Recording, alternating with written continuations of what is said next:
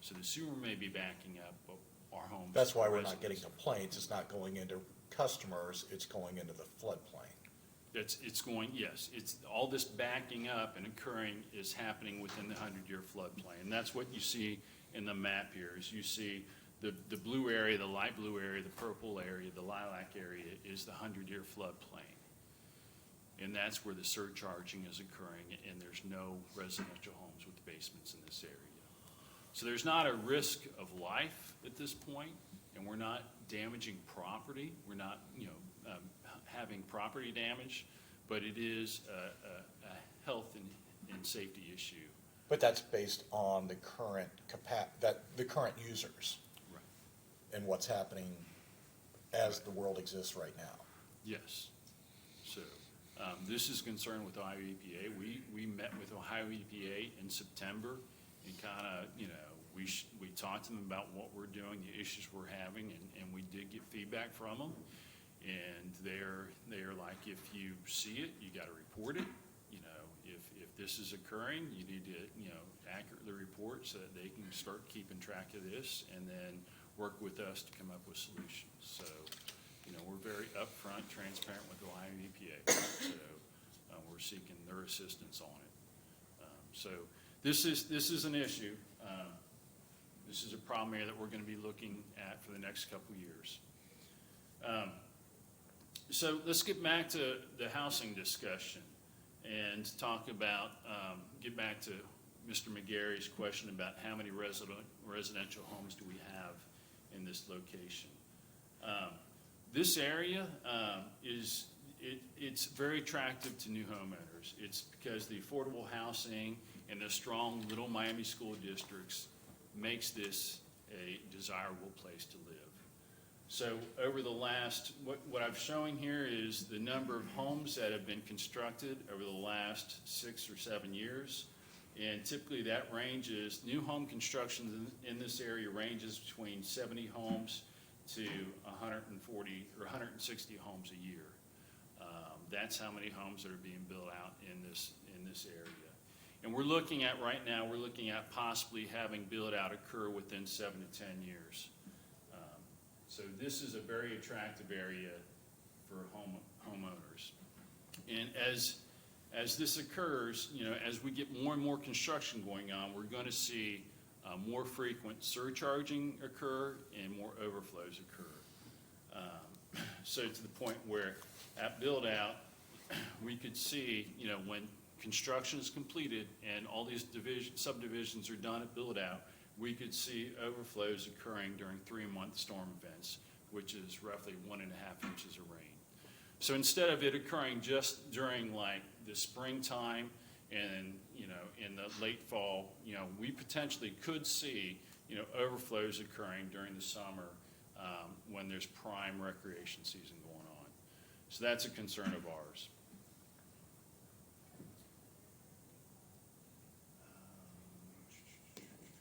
So what are we going to do? So we're going to look at, over the next couple of years, we're going to look at trying to get into our collection system and to try to tighten that collection system up. We're going to focus on that inflow and infiltration. And we're going to spend some time doing some smoke testing. We're going to camera lines. We're going to try to identify where the storm water is coming in through crack laterals, through leaky manholes. We're going to go in and try to, fix some of that. We're going to go line some sewer lines, line some manholes, and try to eliminate some of that inflow that's coming in during storm events. That's going to help, but that's not going to be the solution. That'll help reduce the frequency of surcharging, but that alone is not a solution to our problem. In addition, this next year, we're going to clean that 10-inch force main. So we have a project out on the street right now. It's going to open on Thursday for the cleaning of that force main.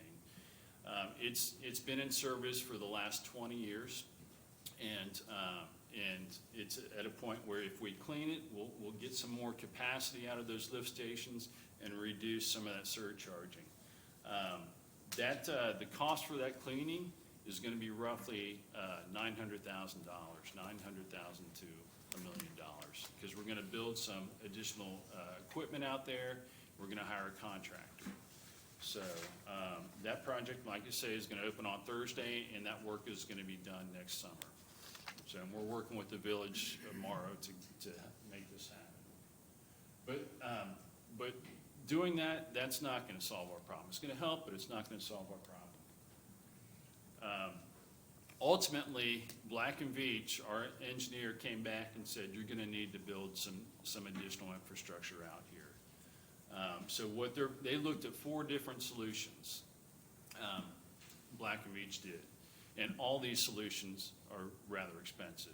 And they all involve some kind of combination of either a new pump station, a new force main, or an equalization tank to store some of the flow before, to allow that peak to pass by and allow us to pump it out over a long period of time. So it's either pump stations, force mains, or equalization. They looked at 4 alternatives, and all the alternatives ranged between 20 to $26 million. So what we're showing here is just one alternative that they looked at. And so they're saying that's the solution, build more infrastructure out here because you're undersized, okay? So we're not asking the board at this point to build $26 million worth of infrastructure.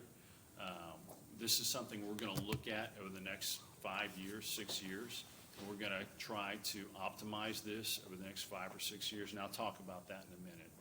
But, so we're not asking the board today to approve $26 million worth of infrastructure.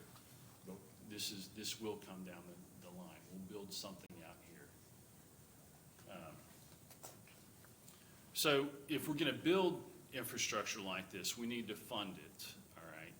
So, we believe a portion of that capital construction can be funded through new capacity fees paid by home builders in this area. So if somebody wants to build a home out in this Morrow area, they should probably pay an additional fee out there for the construction of these improvements. So right now, the fees at this location, if somebody wants to build a home in Morrow and they want sewer service from us, the fee is roughly $6,300. What we're asking is we're asking the board to consider increasing that fee by another $4,000 to $6,000. By doing that, the county can raise roughly between $2 million to $3 million. All right. So if we increase the fee in this area, we can raise some of that money needed for the capital construction. And it's always been the stance of the board, previous boards, that new construction should pay for the additional, the additional infrastructure that's needed. But we've not had multiple tiers for tap-in fees, have we? We do have, yeah, I mean, it's one standard tap-in fee across the whole district, but when you get to different areas, there are fees in addition to that we charge developers and home builders. So yes, there's one standard tap-in fee, but there are additional fees. So we've done this before? Yes, we have done this before. And that's where I think we need to, get on board, we need to get the legal advice from the county prosecutor. The assistant But even this only generates 10% roughly of what's needed. Right, it's not gonna fund the whole improvements. So we're allowed. A year or? No, this is, when you look at the remaining homes that have to be Yeah, built. it's not per year that No, we're gonna it's- bring in $3 million. This is just on In the remaining aggregate. homes. Okay, so we're allowed to, or we're gonna ask for advice as to whether we're allowed to have a very special, what is in effect is an additional tap-in amount in a certain area, because we perceive that we're gonna need, because of that increased housing in that area, we're gonna have to expand our capacity or our ability to deal with the sewage in that area. That's what we're asking? You're That's what asking us we're to do? asking. We're asking that, if a developer wants to build a home in the Morrow area, and whether that's in the Hamilton Township portion of it, or the Woodlands of Morrow, or in the village, that they pay an additional capacity fee. It's not a tap fee, it would be a capacity fee. And we have these fees in our fee schedule. And that money raised from that capacity fee would go towards the construction of capacity improvements in Morrow. Is the capacity merely based upon the number of homes? Just the number of homes, or is it population? What is, No, what's it based on? it's connections, it's number of homes, so obviously as you build more and more homes, you're gonna have to build more and more capacity. Yeah, but so that's actually related to the number of people that are living in the community, not so much so if you have. Well, it could be people or businesses, like in Morrow, there is a facility that's going in by probably one of the proposers, Little Miami Gig, who's building a commercial facility up there, industrial facility up there, so they'll need capacity. Will it apply to them as well? Yes, it would apply to any new construction, in the past, I think the county, if you're gonna adopt a fee, you typically have a public hearing. I don't know if you're required to, but you would probably wanna obtain feedback from developers and residents out there as far as the impact of these fees on them. So we would recommend, moving forward, if you're gonna move forward with this fee, have a public hearing. We have met with some of the developers and talked to them about these fees, but I think the board's gonna wanna hear specifically. And why are we approving new homes as it speaks? If we're violating EPA standards and we're not compliant as the world is today, it really doesn't matter how much a local jurisdiction says you have zoning to produce 1,000 homes. Well, if we're out of public utility capacity, it really doesn't matter what that local subdivision says. It's all about our sewer capacity. And you're saying that essentially we've got a system that was designed for 1,000, that initially had 1,500, doubled to 3,000, and now we're already at 3,500, and yet we're still approving more homes every day? Let me be clear, we're not in violation with Ohio EPA, all right? We're not violating their rules and guidelines. They've not issued us a notice of violation. The problem that you have here is a problem of many communities along these river cities. This is not uncommon to have these problems. And EPA wants, municipalities and cities to work through these issues and to come up with solutions. So when we talked to them and said, are you going, because we specifically asked them, are you going to support a moratorium, or are you going to want the county to place restrictions on development? And they were like, we are not, we will not address that at all. So they're silent on that. But let me make it clear that we're not the only community struggling with these issues. There's, very many. Well, I understand that, but the main reason this hasn't been, a hot issue is because the problem area is in a floodplain. If we continue to add more capacity, or not more capacity, more utilization into the current infrastructure, and the lines become more problematic, then theoretically, we're gonna have actual problems in customers' homes, and that is a major problem, isn't it?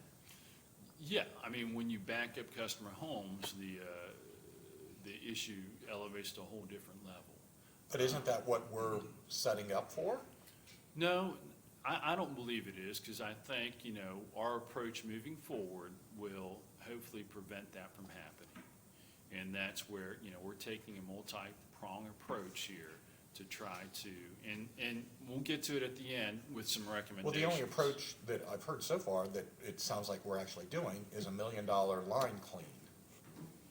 And, some sewer line work over the next 5 years. Now, I'll get to some recommendations here, and I think maybe that'll propel a more thorough discussion. Okay, well, let's get to that. Yeah, Okay.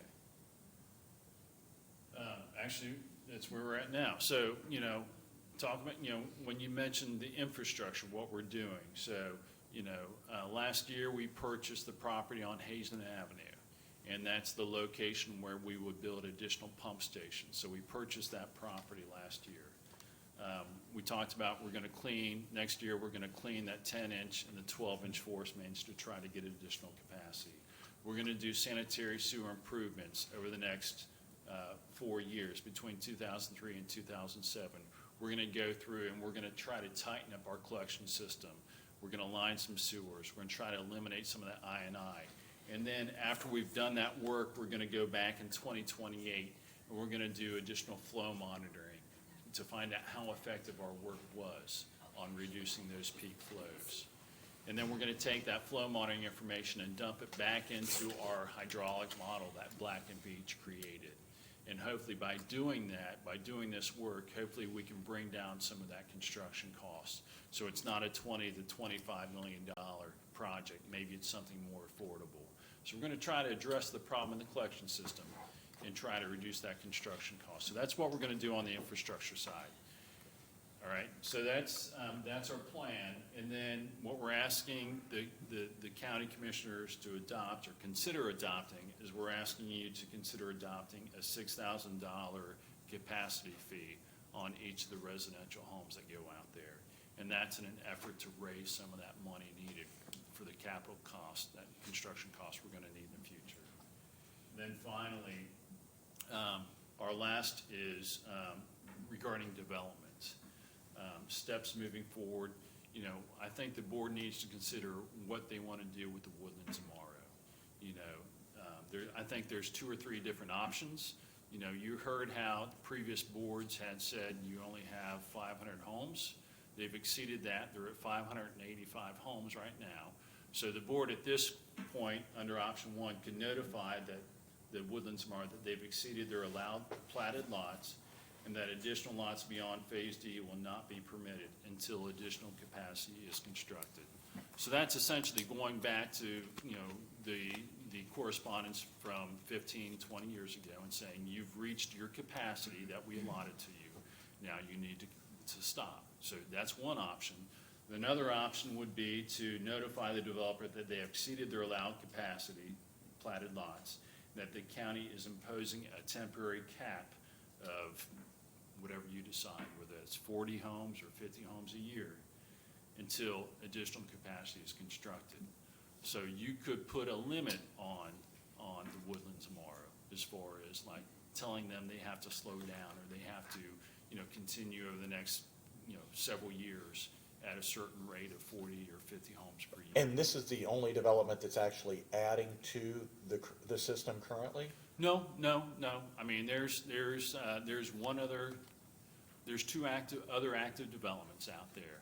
The one is the Villages of Hopewell Valley, and they're finishing up their last section this year. So. Are they within the lot allocation that they were told? Yes, they're within their lot allocation. And then the other one is the Villages of Classic Way. That's Joe Pruse's development. And they still have roughly 200 some additional lots to build out there. And they're actively building. Keep in mind, those 2 that he's speaking about were done by assessment. That capacity was granted by assessment. So that's the assessment project that was done in Hamilton Township. So that's where we committed to provide those developers capacity. Right, essentially they paid for it. They paid for it And through the assessment. so the difference is Woodlands isn't under an assessment and they've exceeded the agreed to total lot amount from 2004. Yes. You know, both the developers are here today. Joe is here, and then Dan Fisher and Mary is here. Mary Allen is here, and they can certainly, you know, talk about their concerns and talk about, you know, their experience. So. Let me ask one question or ask you to clarify.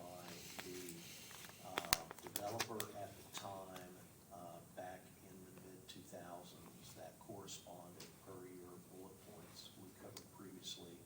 Is there a successor developer that has taken on this project, or maybe multiple successor developers, or is it the same developer or family members that were involved at that time? Are you talking about Woodlands Amara. Woodlands Amara? It's the same developer. It's, I believe it was Nathaniel Development, but I think it's essentially owned by the same group still. It's yeah. it's the Allens, it's Mary Allen and Dan Fisher, so. Well, when do we need to take action on this? I would like you to, so there's additional recommendations, but I think, I know this is a lot to take in. I'm not looking for action today, but I want the board to consider some of these items and to have some, meaningful discussion on it and provide us with guidance moving forward. Is there some other slides you want to show us? So this is it. I mean, this is it. This is, so we talk about the Woodlands of Morrow, but they're not the only developer in this area. You also have potential development within the village of Morrow, because Morrow, the village is not built out. There's still potential for additional construction out there. And the village specifically just bought some property, and I'm sure they plan on redeveloping that. That's the property that's the old IGA retail center. So I'm sure, they, buying this property would like to see some kind of development go in. But our concern is that the village would, want to install some kind of multifamily or high density out there, and knowing that we don't have the capacity, that's gonna be a problem for us. So, you'll see in here that we recommend potentially imposing a temporary cap of 15 homes per year in the village of Morrow. Right now, they're not anywhere near that. Typically, we may get 1 or 2 taps a year in the village, but, we're concerned that, a significant development could occur in the village still. So, and we. Well, we did this before. We did this in Hamilton Township, prior to the expansion of the Lower Little Miami plant, with the understanding that the plant had long been undersized and it was multiple communities. It wasn't just one community. That plant needed to be oversized or upgraded. And we also, during that time of limiting the number of taps, Bruce, correct me if I'm wrong, but I think we actually differentiated residential taps from commercial taps, understanding that it's in the community's best interest and all the current residents to continue to have commercial development.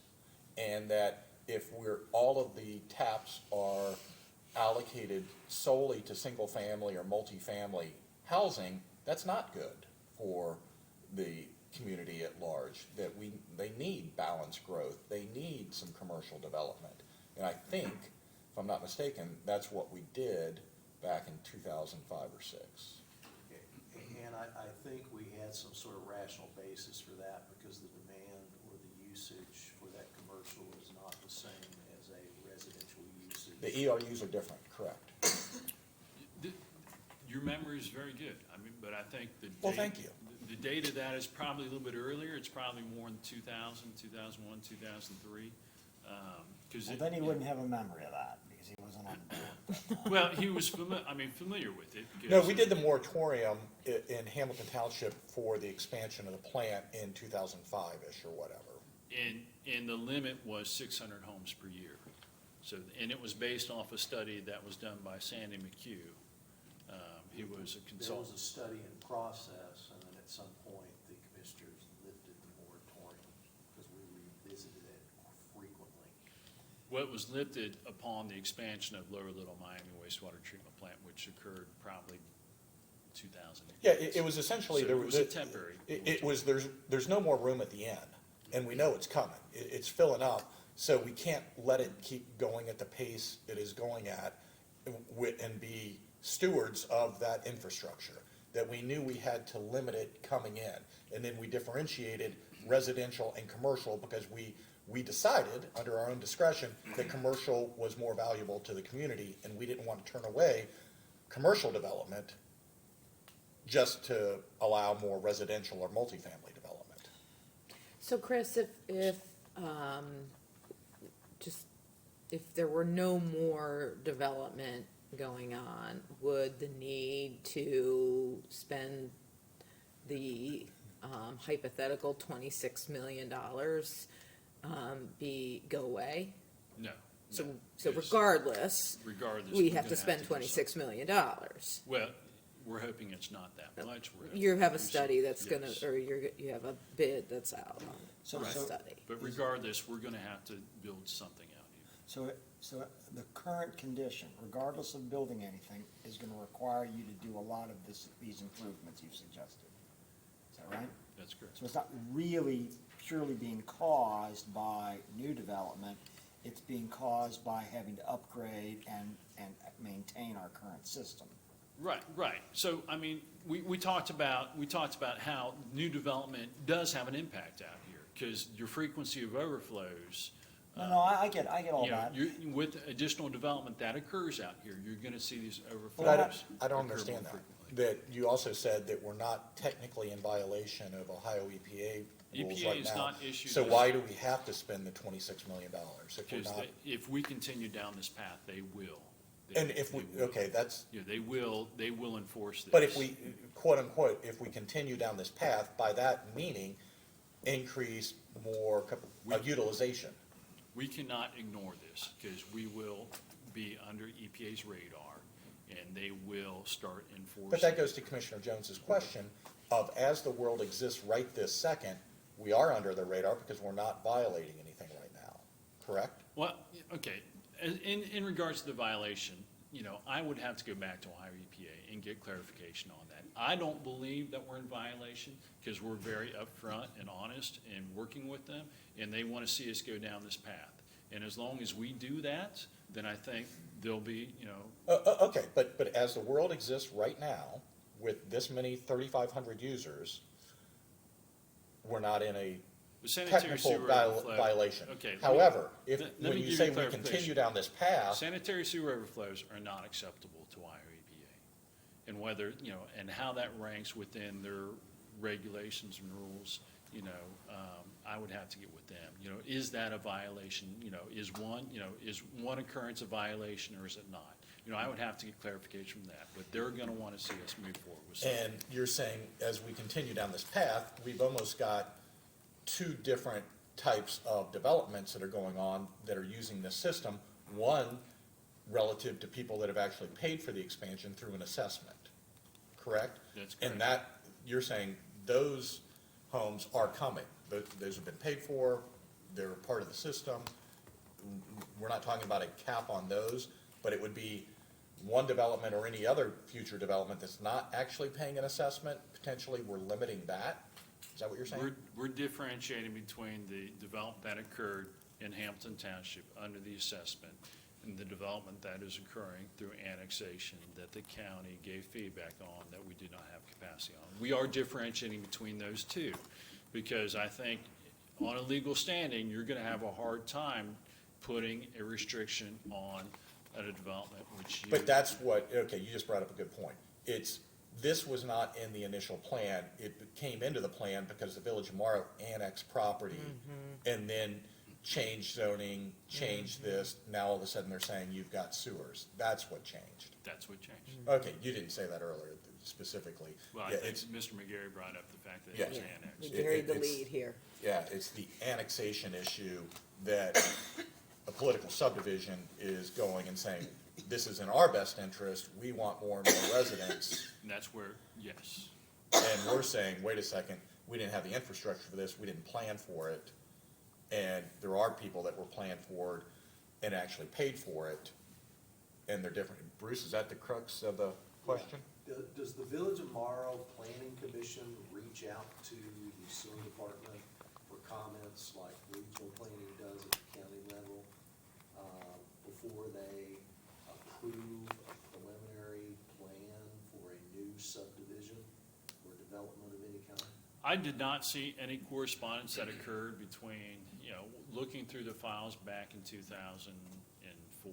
I did not see any So they're doing correspondence. this with blinders on? I didn't see, and we have not received any, not that there's been much subdivision zoning going on, zoning changes and subdivision approvals over the last 10 years in Village of Morrow. I've not seen, I don't recall seeing anything from the Village of Morrow on that. But Woodlands of Morrow, When they revised their preliminary plan, we have not seen those revised preliminary plans through the Village of Morrow. Bruce, are there any legal issues that you need to look at with regard to the proposal that's being made? yes. Okay. then I think, is that something that you can attend to in light of the presentation today, or do you need more information? No, that slide right there raises a number of constitutional questions. Yep, okay. So why don't we ask our lawyer to advise us and to look at that and get back with us? I don't need anything, I mean, thank you for the presentation today, it's very helpful. Did somebody else want to speak to this? Because I think we need to get some advice here first. We're cognizant of the interests of the developers and the arrangements that have been made and commitments that have been made by others, but we need to look carefully at these questions.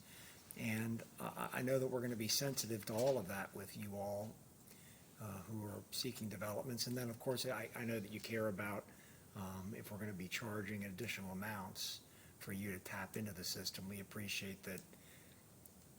Before we do anything like that, there will be a meeting, that's a public meeting, that you will be able to comment about that. You have a number of representatives here today, so you have representatives from the Villages of Classquay, from the Woodlands of Morrow. You also have representatives from the Village of Morrow here, so yeah, at that point, I'll step aside and you can take comments. Well, I think we want to hear from our lawyer before we start to bring others into the conversation. I believe that too. I think that there's significant issues here, and I think it's not, at least from my standpoint, it's not going to be helpful to address further commentary until I understand from our lawyer what we can and can't do and what the legal issues are. Can we ask the village a procedural question on, do they consider sewer capacity I in don't doing think these? anyone from the village is here. I thought, Who's here from the village? Chris, I thought you said somebody was from the village. Well, your engineers here, so Oh. I don't know if he's in a capacity answers, questions on zoning and planning. Okay. Okay, well, thank you so much, Chris. Okay. Is it okay? Yeah. All right. Okay, the next thing on the agenda is an executive session. Do we have a So, motion? I move that we go into executive session consistent with ORC 121.22G4, union negotiations for our sheriff's office negotiation. Yes? Call the roll on that? Mr. Griffin? Yes? Mr. Young? Yes. Mrs. Jones? Yes. Thank you.